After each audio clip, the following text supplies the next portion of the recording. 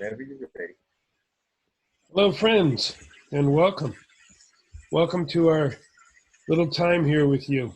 We are very proud and honored to be here with you to talk to the people of the Water Protector Tour. I am Jim Grey Wolf Petruzzi, coming to you from Pennsylvania. And with me is my friend and my chief, Chief Charles Two Dog, coming to you from the offices of the United Lenape tribe in Kentucky. We wanted to talk a little bit today about water. You can hear in the background. We started this with the sounds of water. We did that intentionally. Water is such a critical element. Today we are going to talk about the circle of life, and Chief is going to fill us in a minute on that. Let me drown out our water there. Let me bring in Chief to say a little bit about what we're going to do today, and then we'll dig into this. It's kind of interesting for us not doing it with an audience, but we know this will get out there to you, and you can always find us online. Hey, dude, Chief Charles, you there? Oh, yo. Oh, yeah, I'm here, my brother. As far as the circle of life goes, the circle of life is this. If the water goes bad, you can't drink it. It splits. So the circle of life is broken. Any part and all of our earth mother and everything that is the fish that are in the water that live there, the wingets, the standing ones, the plant peoples, when the rain peoples come. Life is essential. Water is essential in this circle of life. All things needed, from the smallest to the biggest, the two-legged, the four-legged, the winged. We all have our part of that water as well, and even in our bodies. So water is essential for all life. And as that so goes the circle of life, and so goes all life on the earth mother. So water is a highly, highly essential for life in itself. So that is why we're doing what we're doing for the water for all things, not just say the people, but the wingets, the fish that live in the waters that have to be there. All things. So everything is sacred, and water is sacred. So even as it rains and the thunder beings you hear, and then you see the rain people, then that is to nurture everything.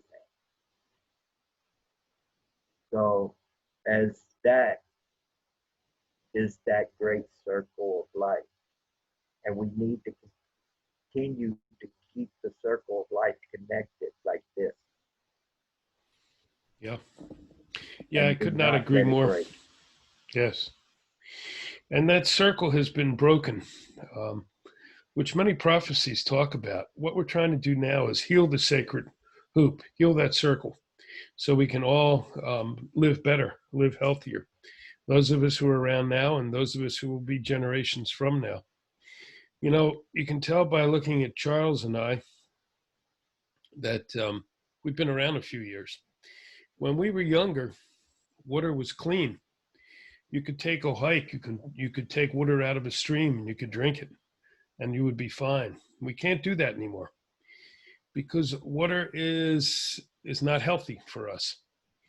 And yet water is in everything, as Charles said. It's part of us. It's the earth mother's blood. It's her stream of life.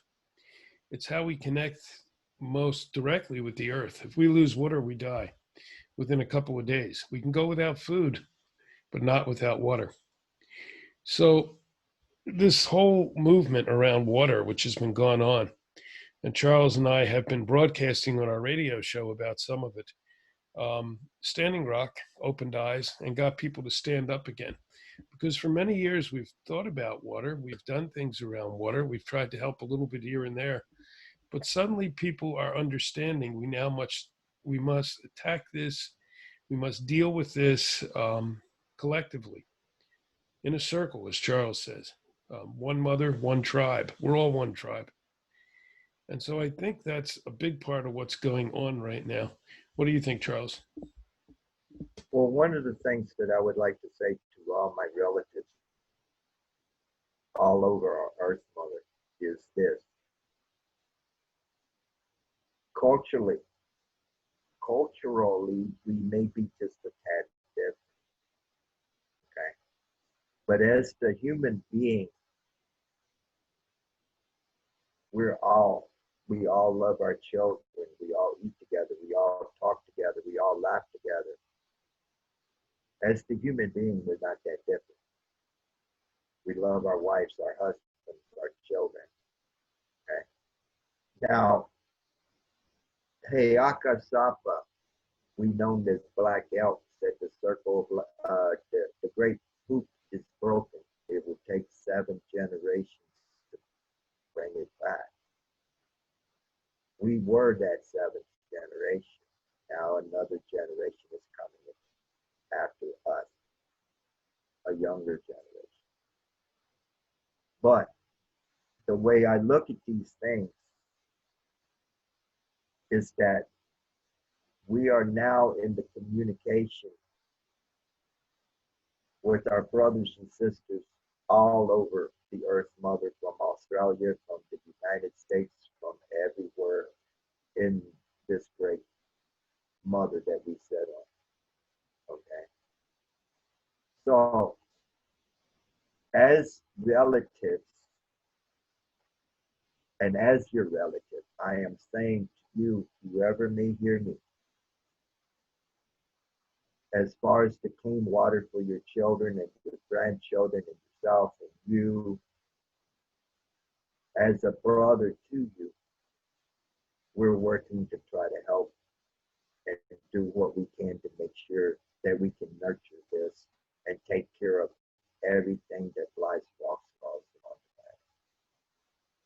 the planet. Yeah, great point. And we've been doing a lot of work with wisdom circles, with elders talking about various aspects, and one of them has been water. We're now expanding that even more. We've done a little bit of it, but now we're going to be talking in wisdom circles of elders and youth together, because we have to share these things together, not just between cultures, but between generations.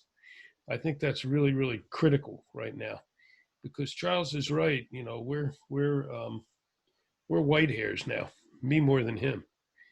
But our time is more limited. We have these young people coming up, and we have some great young people. You all know some of them. You see what's gone on. We have people ask us, well, you know, is this more important than climate change? Is this more important than having healthy food? No, no, no. I think people miss the point. These are all one issue. Climate change is the elephant in the middle of the room, but climate change in big part is being driven by what's happened to our waters, because as go our waters, so go our crops, so go our trees, so go so many things. So really, as we deal with any one of these, as we clean the waters up, as we respect the waters again, we're also respecting ourselves. We're also helping to clean up the environment. You know, we have people, young people we talk to who are into sustainable gardening and gardenings within cities. And that's incredible work. However, they also need water. No water, no gardens. And so this is all one. You know, especially Charles, let me throw this one out there, because I do get asked about this a lot. Um, as indigenous people, we, in the past, and let's see how it is for our tribe, indigenous communities, tribes, all grew up around water. They needed water to drink, water drew the animals so they could have food, water to plant crops. So wasn't water like the most important decision in where a tribe would either build its community or have one of its mobile communities? Well, you know, Jim, this is exactly a lot of how we did these things back in the old days. Even, you know, like on the plains or wherever. when we built our camps, it was always around water. Water was essential to cooking or whatever. All right. So water is essential for life, and we know this. So if we set our camp, we would set it next to a river or something of that manner. Okay. So yeah, it's highly essential. So yeah, when we set our camps, it was always near water. So yeah, you're exactly. Yeah. Okay. So for generations, water has been incredibly important. Now it becomes equally as important. We need water for our crops, as we say. We need water to drink. And yet, water is also now becoming difficult to deal with. We're watching flooding, we're watching coastal waters rise. All of these things we have to address in order to come in a good way. There is one movement, and Charles and I have been honored to be part of it, and the tribe has actually signed off in support of it, called the World Water Law. And I invite you all to go online and Google and find the World Water Law and sign up. Sign up and support. Join up and do something. Look for our friends Jan Golding and Shelley Osteroff. This is an incredible document. This is for everybody to support that water must support all. Water must be healthy. Water must be respected. Must be considered like a being. And then how do we implement that? Because that needs to come from the people. The day of relying on governments to do things for us is long over. This now needs to be about the people. So what we do around water needs to be about the people. Don't you agree, Charles? Well, this is the thing you see the government and what they're doing right now, and brother, it's not about what we need to do is say it's not about just the people, but it's about everything upon the earth, mother now, right now. All right. And, as far as the people, we need to stand one mind, one heart, one spirit, and work for the benefit of the whole. Now, when it comes to climate change or anything that our nation did sign the emergency proclamation on climate change, okay? But if you look at climate change in itself, especially what happened just about a day ago when one of the pieces of the Arctic just broke off with as big as Manhattan or Maine, I think it was, or something of that manner. Here's the part. Water is also a part of this climate change. Every part of this is part of that. It's that whole circle. Every bit of it is connected. So within this connection, we work for everything. So water is a major part of your life, major part of life in itself. So we protect that as well. So as the climate change or anything of that manner, water is part of that. Good. Yeah, absolutely. And when we do it as a people, as a collective people, we do it without ego. We do it with fairness. We do it with all those things that has to come into the rest of what we're doing is in life now too. And we can do that. I know we can. Charles and I have been doing this work for decades, but now we see so many people standing up that we know this can happen. When Standing Rock was here, that of course was all around water and fossil fuels. And when I was at Standing Rock, it's just coming back to me. And if I can remember some of the lines, there was a song written by Daphne Singing Tree at Standing Rock that we met, and she taught us the song, and it's Water is Life. Minnie Wakone, water is life. Sweet water is everyone's right. Water is life. Minnie Wakone, water is life. Fight for her with all of your might. Minnie Wakone, water is life. Clean water is everyone's right. And I think that's where we can leave it. We're going to continue fighting. We're honored to fight with all of you who hear this. We would welcome hearing from any of you.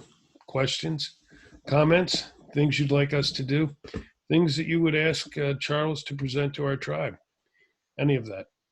And we thank you for hearing us today. Charles, sign us out. Brothers and sisters, this is what I'll do today. We take this world, we take this mother, our life, your life, everything's life, the trees, the standing ones, everything. We call it the people. When the rains fall, we call it the rain people. Okay. So we have to look at everything has being in this earth. We just happen to be the human being. So being, helping, being, water is being. So without the water, we will not exist. Nothing will. Okay. So I say this to you.